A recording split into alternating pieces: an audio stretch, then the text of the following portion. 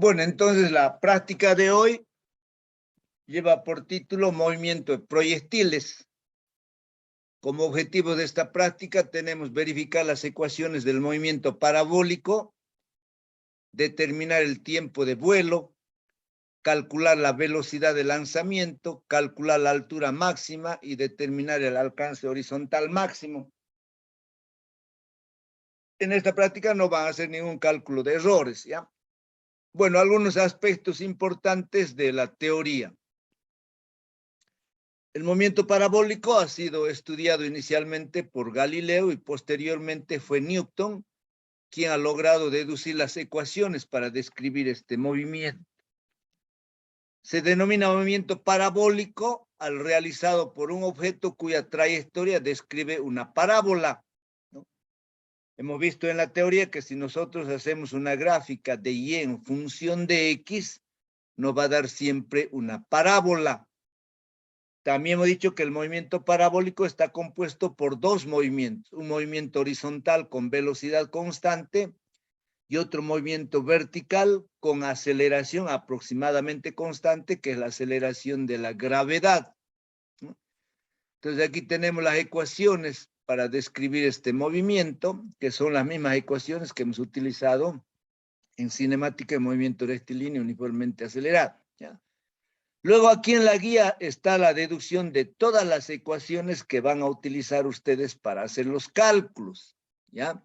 Entonces están las ecuaciones para calcular el tiempo, velocidad inicial, para el cálculo del tiempo de vuelo, para el cálculo de la altura máxima, para el cálculo de las componentes de la velocidad inicial en la dirección X, de la velocidad inicial en la dirección Y, etcétera, etcétera. Todas las ecuaciones para los cálculos están aquí en la guía. En cuanto a los materiales para esta práctica, tenemos un lanzador de proyectiles. Allí en el laboratorio tenemos 3 o 4 equipos que utilizamos para esta práctica, que recibe el nombre de lanzador de proyectiles, ¿ya? Tenemos una mesa de impacto que no es nada más que un banco que nosotros hemos habilitado de acuerdo a la altura del cañón del lanzador. Una cinta métrica para medir la distancia, los proyectiles que son esferas pequeñitas de plástico, papel en blanco y papel carbónico, ¿ya? Voy a bajar más abajo para ver, digamos, los materiales. Entonces aquí tenemos una varilla que se utiliza para ajustar los proyectiles en el cañón. Los proyectiles son estas esferitas, como pelotitas de ping-pong, un poquito más gruesito, diremos, el plástico del proyectil, ¿ya? Luego tenemos una cinta métrica para medir la distancia, y aquí está, este es el lanzador de proyectiles, ¿ya? Consta fundamentalmente de un cañón. Este cañón está sujeto por un tornillo que se puede aflojar o desaflojar para mover el ángulo de inclinación, ¿ya? Luego tenemos aquí una especie de transportador que nos permite medir los ángulos de 0 a 90 grados, ¿ya?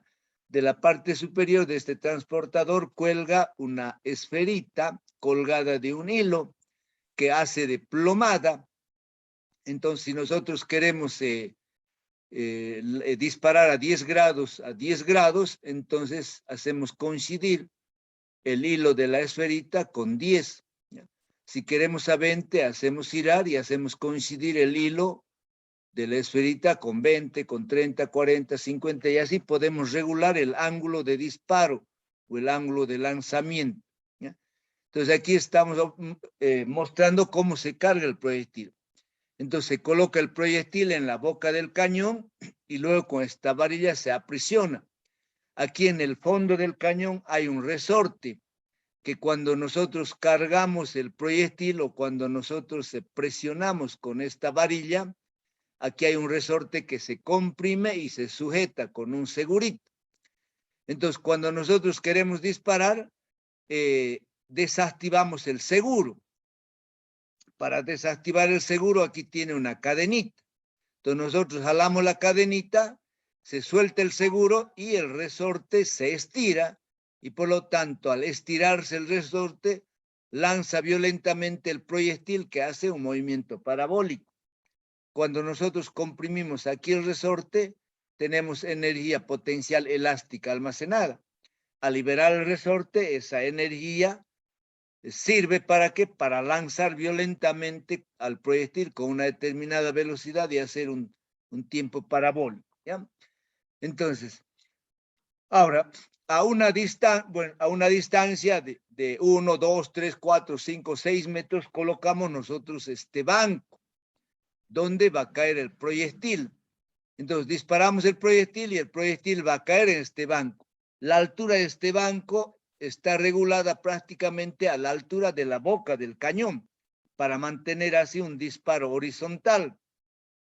Entonces, encima del banco se coloca una hoja en blanco y luego una hoja carbónica. De tal manera, cuando cae el proyectil sobre el carbónico, se marca en la hoja en blanco.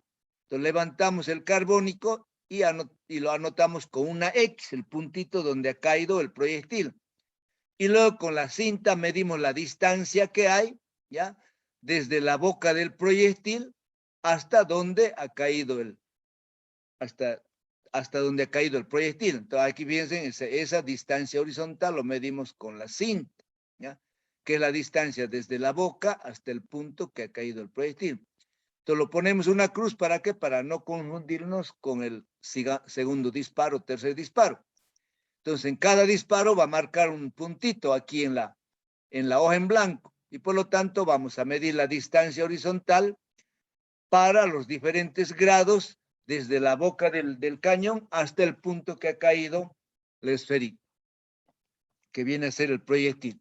Entonces, de esa forma hemos medido nosotros los siguientes valores que están en esta tabla. Entonces, cuando hemos colocado el ángulo de 10 grados, la distancia horizontal, ¿ya?, era de 1,55 metros. Para 20 grados, 2,82. Para 40, 4,22. Observen que para el ángulo de 45 grados obtenemos el alcance horizontal máximo. Entonces, para 45 grados obtenemos 4,30 metros. Luego, para 50 ya va disminuyendo, para 60 disminuye más. Entonces, hemos hecho para 80, no hemos hecho para 90 porque el proyectil va a caer en forma vertical. Entonces, con estos 9 valores de los grados o del ángulo de lanzamiento y de la distancia horizontal, ustedes van a completar esta tabla. Entonces van a calcular la velocidad inicial, el tiempo de vuelo, la altura máxima y las componentes de la velocidad inicial en la dirección X y en la dirección Y.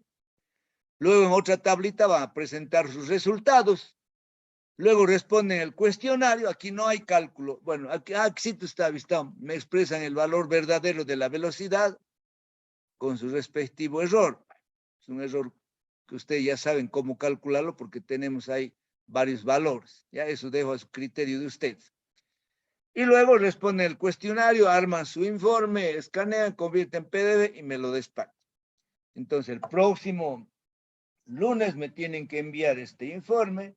El próximo lunes van a dar su última evaluación y bueno, y la otra semana ya tendrán las notas, ¿ya? Como son 5 alumnos los que están asistiendo, entonces los 5 van a aprobar. Les pido, o sea, que si hay alguien que le falta algún informe, mándemelo por WhatsApp, ¿ya? También les digo, si hay alguien que no ha dado los 2 primeros exámenes, del segundo, también va a aprobar. ¿Por qué? Porque yo los voy a colaborar a todos, ¿ya? Entonces, con esto damos por terminado, o sea, las prácticas de laboratorio, damos por terminado la materia, quedando únicamente la evaluación final. Si hay alguna pregunta, pueden activar su micrófono y yo aquí voy a parar la grabación.